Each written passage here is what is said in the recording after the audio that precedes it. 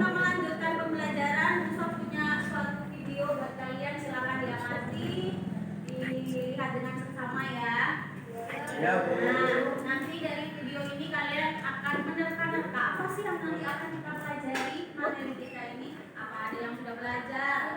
Ya. Oke.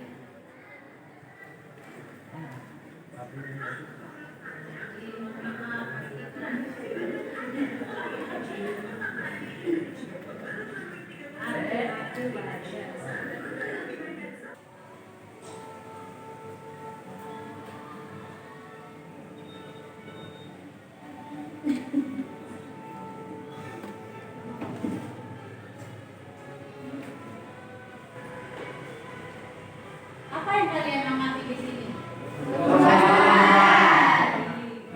Sudah bisa terbaca ya? Pernah nggak kalian melakukan ini? Iya betul. Jadi pertumbuhan itu dimulai dari proses yang namanya Tambahan. Oke, dilihat lagi dah sampai selesai. Nah ini dia.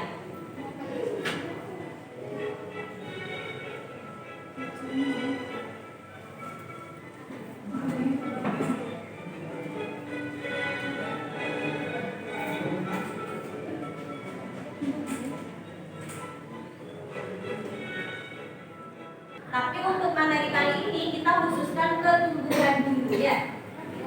Nah, kalian sudah pernah melakukan pembibitan atau menanam kecambah? Apakah sedetail yang tadi? Apa kalian menghitung akarnya, ambaran? Ya, jadi kalau kita lihat amati yang tadi, jadi kayak bener-bener wah, kalian kayaknya excited banget deh dia. Padahal ada di Oke. Sudah selesai, ternyata di dalam Al-Quran pun itu juga ada, juga dijelaskan pertumbuhan dan perkembangan yang ada di makhluk hidup. Jadi selain kita itu nanti belajar tentang bagaimana yang ada di teori biologi, ternyata di Al-Quran itu juga sudah dibahas mulai dari itu. Coba ada yang bisa membacakan suratnya? Di surat Al-Hajj ayat 5. Oke, coba dibacakan yang lain, diperhatikan ya. A'udzu billahi minasy syaithanir rajim. Bismillahirrahmanirrahim. Ya ayyuhan nas in kuntum fi raybin minal ba'thi fa inna khalaqnakum min turab. فإنا خلقناكم من تراب ثم من نطفة ثم من علقة ثم من مضغة مخلقة وغير مخلقة لنبين لكم ونقر في الأرحام ما نشاء إلى أجل مسمى ثم نخرجكم من طفلا ثم لتبلغوا أشدكم ومنكم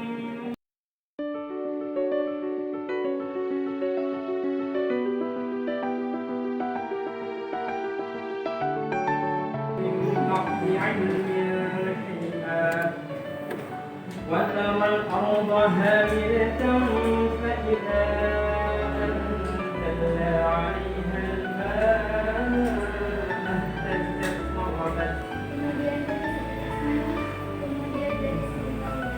kemudian dari sempurna sempurna kejadiannya dan yang tidak sempurna, agar kami jelaskan kepada kamu dan kami tetapkan dalam diri menurut kehendak kami sampai waktu yang sudah ditentukan. Kemudian kami keluarkan. Jadi saya di sini sama teman saya akan menjelaskan tentang pertumbuhan dan perkembangan. Pertumbuhan adalah pertambahan jumlah, ukuran, dan volume sel yang irreversible, menekankan pada kuantitas. Peristiwa pertumbuhan dapat dilihat pada peristiwa pertambahan atau awal pertumbuhan yang diakhiri dengan pertumbuhan tanaman muda yang akan bergerak menuju dewasa. Pertumbuhan menuju tingkat kematangan atau kedewasaan makhluk hidup. Proses perubahan secara berurutan meliputi spesialisasi, diferensiasi.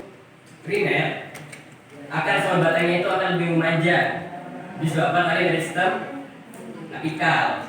Sedangkan sekunder itu akar dan batangnya akan membesar disebabkan oleh kambium.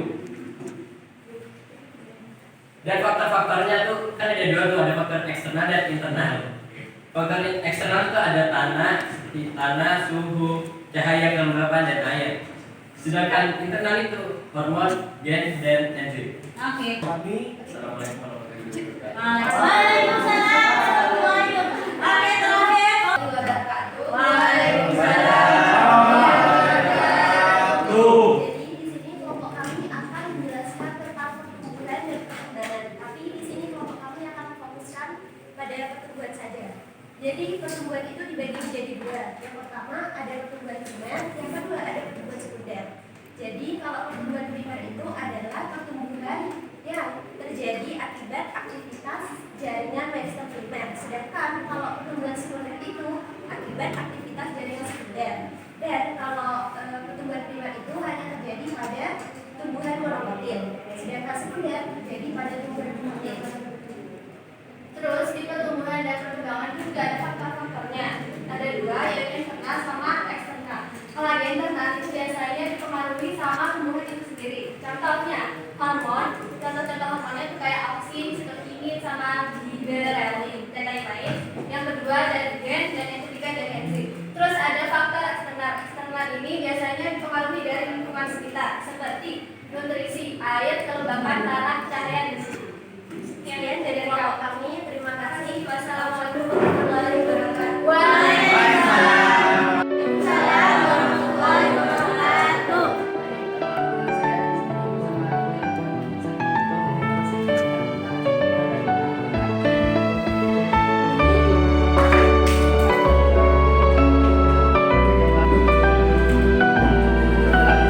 Video pecah dan enzim amilase aktif. Dengan adanya enzim amilase yang aktif tersebut,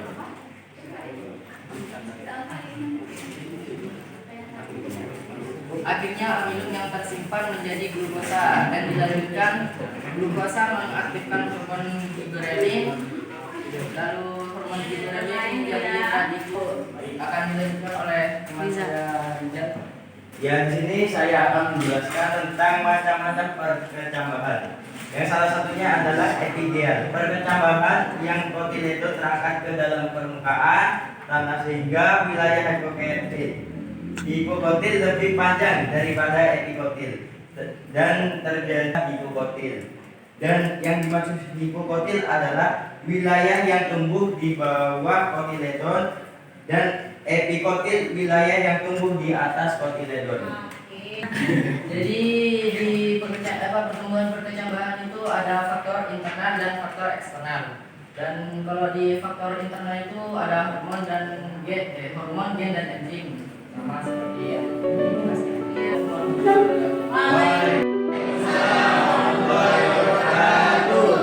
Saya Sufa dan bersama saya Fatim akan menjelaskan tentang pertumbuhan dan perkembangan. Jadi pertumbuhan itu diawali dengan suatu proses yang namanya perkecambahan. Nah, dalam perkecambahan itu ada proses juga. Nah, jadi pertumbuhan itu yaitu proses atau munculnya tanaman baru. Maksudnya plumula. Plumula sendiri itu tanaman kecil yang akan muncul. Seperti ini digambar. Nah, perkecambahan sendiri ini dibagi dua tipe. Ada namanya epigel dan epigel. Nah, bedanya itu kalau epigel itu bijinya tumbuh di atas tanah. Kalau epigel itu bijinya tumbuh di dalam tanah. Nah, contohnya itu seperti ubi. Yang di dalam tanah seperti ubi, kentang, wortel, dan lain-lain. Nah, dalam perkecambahan itu juga dipengaruhi oleh faktor-faktor. Ada dua faktor, faktor eksternal dan faktor internal. Kalau faktor eksternal itu lingkungan yang mempengaruhi perkecambahan ini. Nah, salah satunya ada 5 faktor yaitu tanah, suhu, cahaya, kelembapan, dan air. Kalau faktor internalnya itu ada hormon, gen, dan enzim.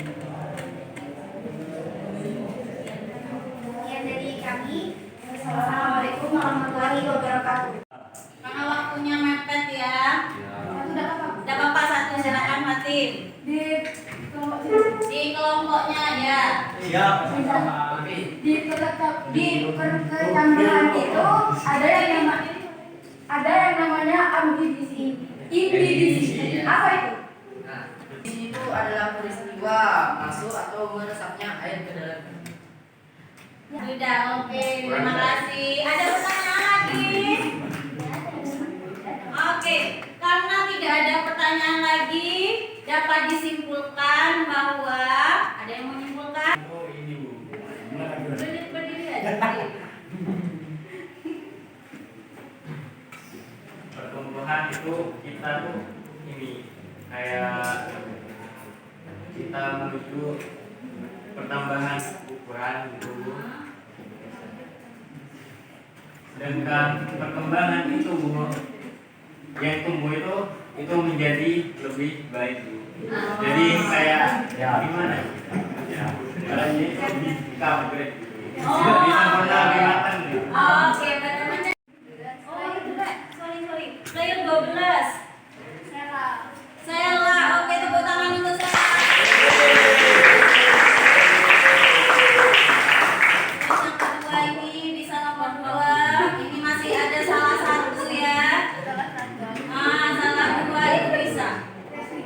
Ya. Oke, dari sini mungkin ada pertanyaan dari soal yang tadi? Siap. Oke, sudah paham semua ya? Siap. Oke, silakan ditaruh bukunya. Semuanya ditaruh. Kalau sudah tidak ada pertanyaan, berarti Puspa anggap paham. Bukunya ditutup. Ada yang bisa memberikan suatu pesan kita pelajari hari ini?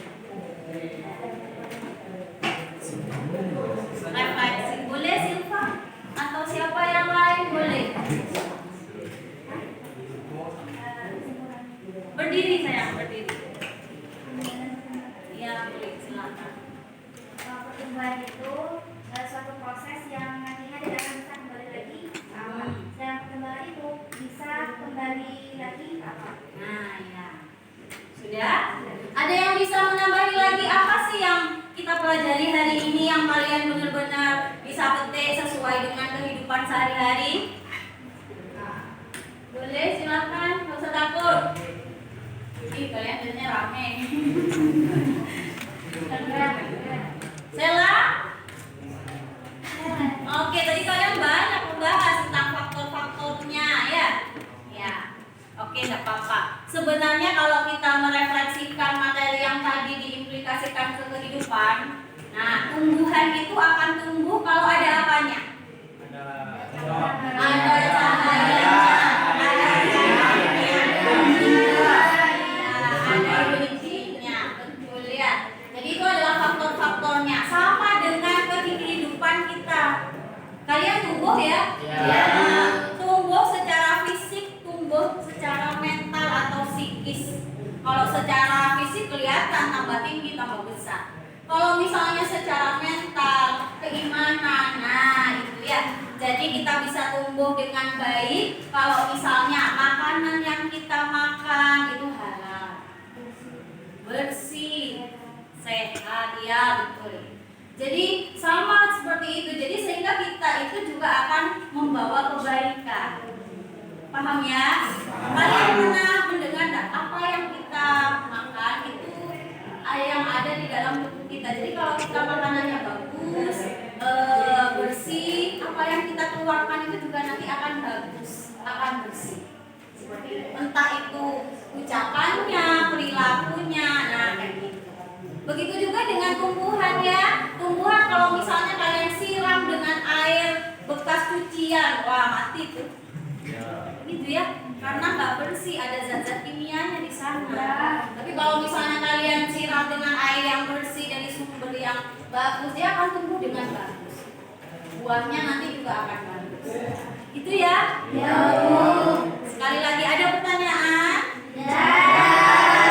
Oke, terima kasih atas perhatiannya. Nanti kita akan belajar lagi. Untuk selanjutnya, Puspa tugaskan kalian. Nah, ada yang tahu ini apa? Ini adalah tanaman